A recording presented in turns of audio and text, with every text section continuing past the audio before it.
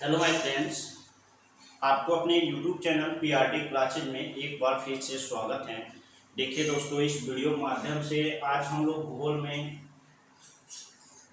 नया टॉपिक पढ़ेंगे जो बहुत ही छोटा वीडियो होगा दोस्तों, जिसमें हम लोग पढ़ेंगे आधार रेखा, क्षेत्रीय सागर किसे कहते हैं, समीमस्त क्षेत्रफल क्या है और अनन्य आर्थिक जोन क्या है।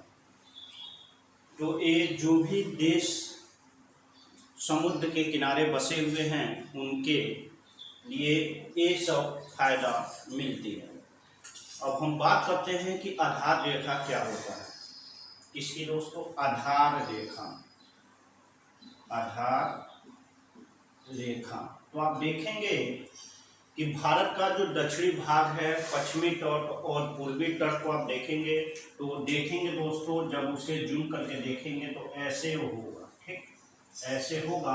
और इधर इधर हिंद महासागर, इधर अरब सागर, इधर बंगाल की खाड़ी है, ठीक। इधर क्या है? बंगाल की खाड़ी है, इधर हिंद महासागर है और इधर अरब सागर है। तो ये भारत तीन ओर से जल से घिरा हुआ है। तो आप देखेंगे तो एक उबड़ खाबड़ की तरह है। तो इसी रेखा को मिलाने वाली रेखा को, इस रेखा को, जो रेखा मतलब इस रेखा को अगर बराबर हम करें तो ये एक काल्पनिक रेखा होती है। इसे मिलाने वाली रेखा को हम क्या कहते हैं? आधार रेखा कहते हैं। क्या कहते हैं दोस्तों? आधार रेखा, ठीक। और इसके बीच में जो जल बच जाएगा उसे हम आंतरिक जल कहेंगे। मतलब इसमें जल बचेगा, मतलब ये तो हमारा स्थल हो गया और ये समुद्र में हो गया। तो इसमें जो जल है इसे हम देखिए, आधार रेखा और भारत का जो तट है उसके बीच में जो जल होगा उसे हम क्या कहेंगे दोस्तों? आंतरिक जल कहेंगे। आंतरिक जल, ठीक।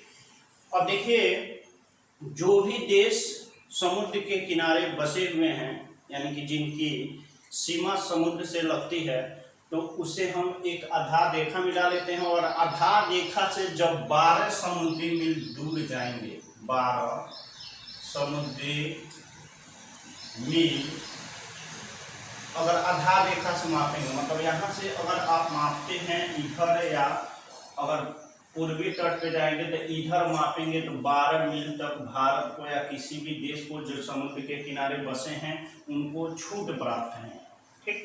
12 समुद्री मील, 12 समुद्री मील तक संपूर्ण अधिकार होता है। मतलब 12 समुद्री मील तक भारत को संपूर्ण अधिकार प्राप्त है, जितना कि वो भारत के जो 28 राज्य और 7 केंद्र शासित प्रदेश हैं, जितना इन सभी पे अधिकार है, उतना ही भारत को आधार रेखा से 12 किलोमीटर दूर तक वही अधिकार प्राप्त है। इसमें वो कोई कुछ भी कर सकता है, इससे दोहन भी कर सकता है, अगर पानी कमी पड़े तो पानी यहाँ से निकाल भी सकता है, जो मर्जी वो कर सकता है। मतलब जितना अधिकार भारत के सभी राज्यों पर है उतना ही जितना अधिकार भारत को अपने राज्यों पर है उतना ही अधिकार आधार रेखा से 12 समुद्री मील दूरी तक भारत को अधिकार प्राप्त है, ठीक। अब देखिए, एक समुद्री मील क्या होता है? तो देखिए, एक होता है मील, एक साधारण मील होता है। तो अगर 1 मील बराबर देखें तो ये दूरी का मात्रक होता है। 1 मील बराबर होता है 1600 मीटर, या इसी को कह सकते हैं 1.6 किलोमीटर, ठीक। और एक समुद्री मील या नॉटिकल मील इंग्लिश में बोलते हैं, एक समुद्री मील, या इसी को हम बोल सकते हैं नॉटिकल मील, ठीक। तो एक समुद्री मील बराबर होता है 1800 मीटर, 1800 मीटर, इसी को हम बोल सकते हैं 1.8 किलोमीटर। तो देखिए, अगर 12 गुणे 1.8 हम करेंगे तो 12 8 96 के 6 हाथ में 9 और 12 करें 21, यानी 21.6 किलोमीटर तक भारत आधार रेखा से संपूर्ण अधिकार रखता है।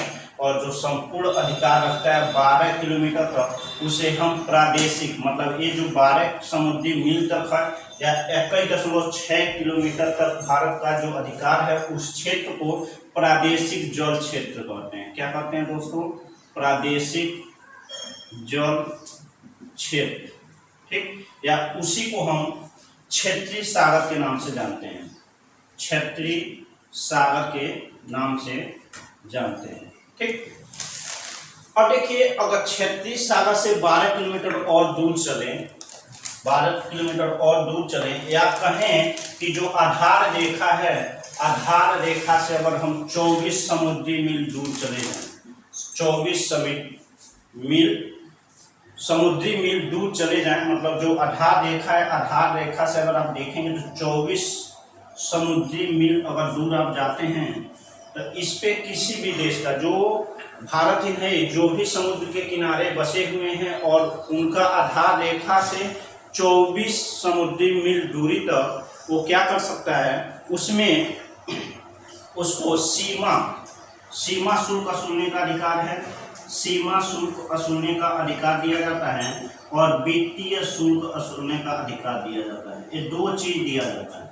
यानी कि भारत की जो आधार रेखा है उससे 24 समुद्री मील दूर तक वो क्या कर सकता है, सीमा शुल्क वसूल सकता है, सीमा शुल्क, ठीक। यानी सीमा शुल्क ये होता क्या है दोस्तों, तो सीमा शुल्क मतलब भारत का यहाँ तक अधिकार है, आधार रेखा से 24 समुद्री मील तक अधिकार है कि वो अपना कोई भी जहाज उसमें चला सकता है, ठीक, या कोई भी नाव चला सकता है।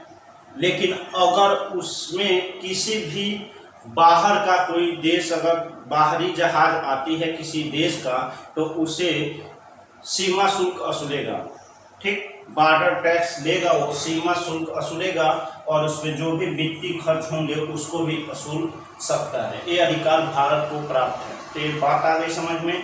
तो जो आधार रेखा से 24 समुद्री मील दूर है उसे हम बोलते हैं समीपस्थ क्षेत्रफल। क्या बोलते हैं, समीपस्थ क्षेत्रफल बोलते हैं, समीपस्थ क्षेत्रफल, या उसी को बोलते हैं कॉन्टिन्यूअस जोन। क्या बोलते हैं, कॉन्टिजियस जोन बोलते हैं, ठीक। ये कितना होता है, आधार रेखा से 24 समुद्री मील होता है, यानी कि 24 नॉटिकल मील होता है, और एक समुद्री मील इक्वल टू कितना होता है, 1800 मीटर होता है, याद रखिएगा। अब देखिए, यहाँ तक तो भारत क्या कर सकता है, जहाजों से, बाहर देश से जहाज आने वाले पैसा वसूल सकता है, सीमा शुल्क वसूल सकता है, जो भी वित्तीय खर्च होगा उसे वो कर सकता है। लेकिन अब चलिए 200 समुद्री मील, अगर आधार रेखा से 200 समुद्री मील दूर कोई जाए, आधार रेखा से 200 समुद्री मील तक, 200 समुद्री मील आधार रेखा से, आधार रेखा हो जाएगा, और इससे 200 समुद्री मील तक भारत क्या कर सकता है, उसमें कोई भी वैज्ञानिक अनुसंधान कर सकता है, कोई भी उपग्रह लॉन्च कर सकता है वहां से। तो उसे हम बोलते हैं अनन्य आर्थिक जोन। क्या बोलते हैं, अनन्य आर्थिक जोन, अनन्य आर्थिक जोन कहते हैं।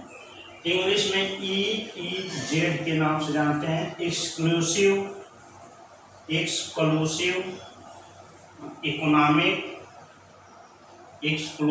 इकोनॉमिक जोन कहते हैं। इसमें 200 समुद्री मील तक भारत क्या कर सकता है, कोई भी अनुसंधान कर सकता है। ये बहुत ही महत्वपूर्ण है। आधार रेखा क्या होता है, अंतः जल क्या होता है, ठीक, क्षेत्रीय सागर किसे कहते हैं, प्रादेशिक जल क्षेत्र किसे कहते हैं, अनन्य आर्थिक जोन क्या होता है। अगर ये आपको समझ में आ गया हो तो इस वीडियो को लाइक कर दीजिए, चैनल को सब्सक्राइब कर दीजिए, और अगर चाहते हैं कि हमेशा नए नए वीडियो प्राप्त आपको हो तो बेल आइकन को प्रेस कर दीजिए। धन्यवाद दोस्तों।